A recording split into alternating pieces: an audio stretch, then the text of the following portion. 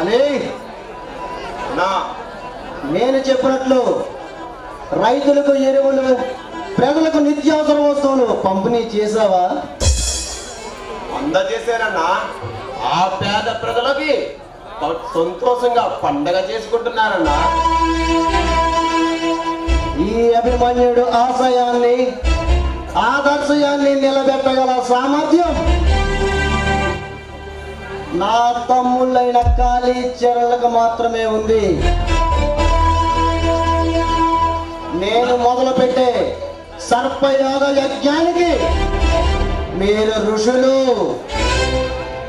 అన్నా, మా పేద ప్రజల బ్రతుకులు వేరా ప్రాకులాడుతూ నిన్ను చూస్తుంటే నాకు చాలా ఆశ్చర్యంగా ఉందన్నా. కాళీ, నాలో రగులుతున్న ప్రతీకార అగ్ని జ్వాలకు ఆ దుర్మార్గుల అంతం చేసే వరకు ఈ పడమట లంక ప్రజలకు అండగా ఉంటాను. సైనికుడునై పోరాడుతాను. అన్నా, ఆ దుర్మార్గుడైన సర్పభూషణానికి రైట్ సైడ్ రాజకీయం, లెఫ్ట్ సైడ్ చట్టం తోడిగా ఉన్నాయి. వాటిని అడ్డు పెట్టుకొని నీ ప్రయత్నాలను అడ్డు తగిలి నిన్ను అంతం చేయడానికి మార్గాలు వెతుకుతున్నాడన్నా. అమాయకరమైన ప్రజలను భక్షిస్తూ ఎదురు లేదని విర్రవేగుతున్న రాక్షసులను అంతం చేయడం న్యాయం, ధర్మం. అందుకు నాకు ఆ లక్ష్మీ నరసింహస్వామి ఆశీస్సులు ఉన్నాయి. కనుక నన్ను అంతం చేయడం వాళ్ళ తరం కాదు కదా. నువ్వు చెబుతున్న రాజకీయం, చట్టం తరం కూడా కాదు.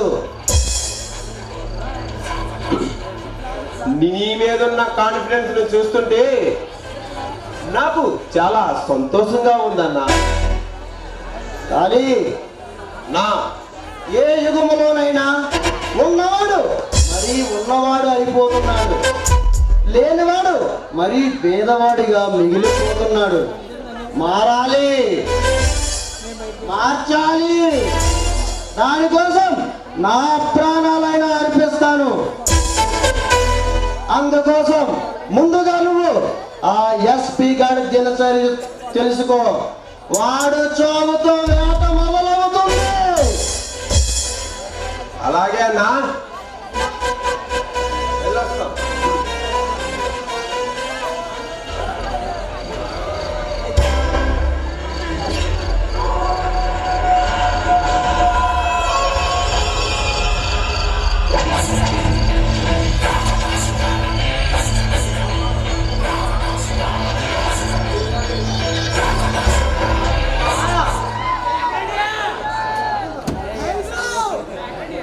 అన్నా, ఆ మార్కెట్ యార్డ్లో ఎరువులు బయటకు తెస్తామంటే ఈ అమ్మాయి అక్కడ గొడవ చేస్తుంది.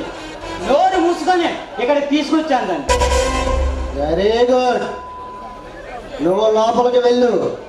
ఈ గులాబీ పువ్వు సంగతి నేను చూసుకుంటాను.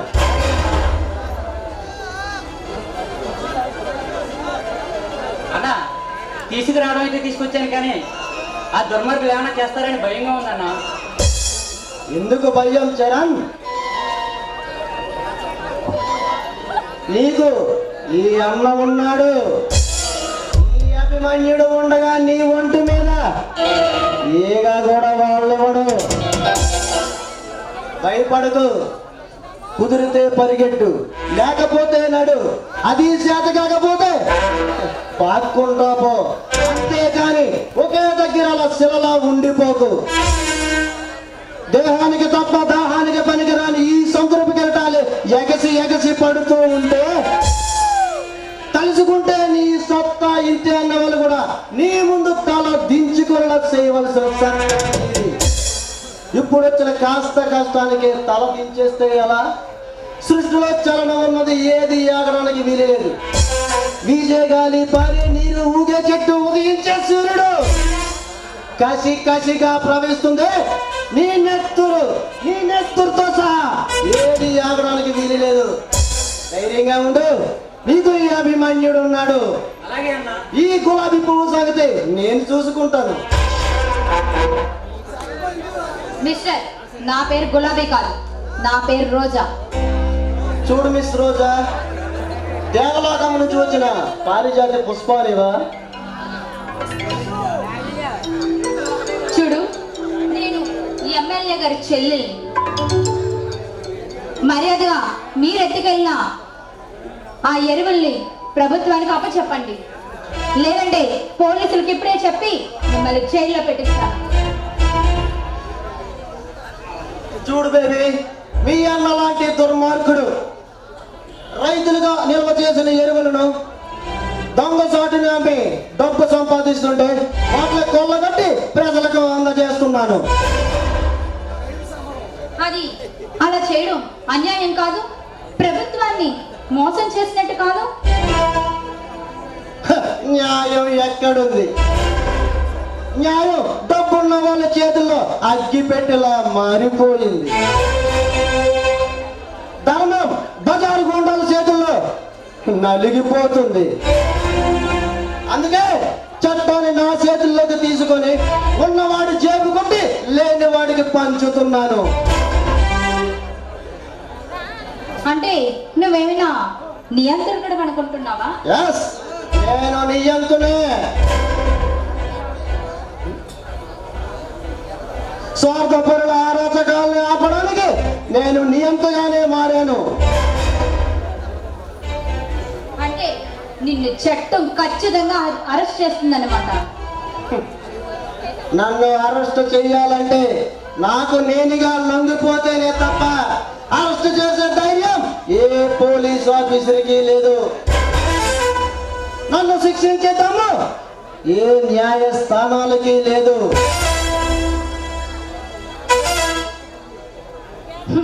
అలా గర్వపడకు మిస్టర్ భగవన్యం. అభిమన్యు, చూడు అభిమన్యం, నీ చుట్టూ ఉన్న వాళ్ళ కోసం న్యాయం జరుగుతుందని నువ్వు అనుకుంటున్నావు, కానీ నీ కోసం ఎక్కడో చోట వచ్చిన ఆపదల్ని పక్కన పెట్టి నిన్ను ఖచ్చితంగా జైల్లో పెట్టిస్తారు. నివురుగప్పుడు నిప్పుల దహించకపోతున్న నా కోసం ఎవరో ఎదురు చూడరు, చూడలేరు.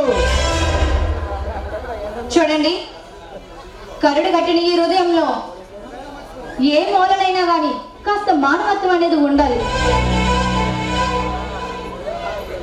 అలా ఆలోచించుకొని కాస్త ఈ సమాజం పైన తిరగబడండి. వస్తా.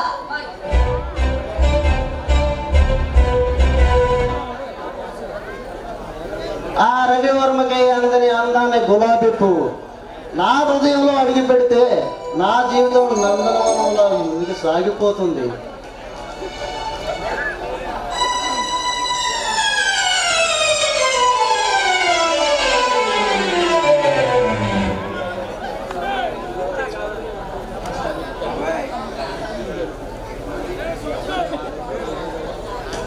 అవి నీ ఆశయాలకు నీ ఆదర్శాలకి అడ్డు చెప్తున్నందుకు నీకు ఏమైనా కోపం వస్తుందా?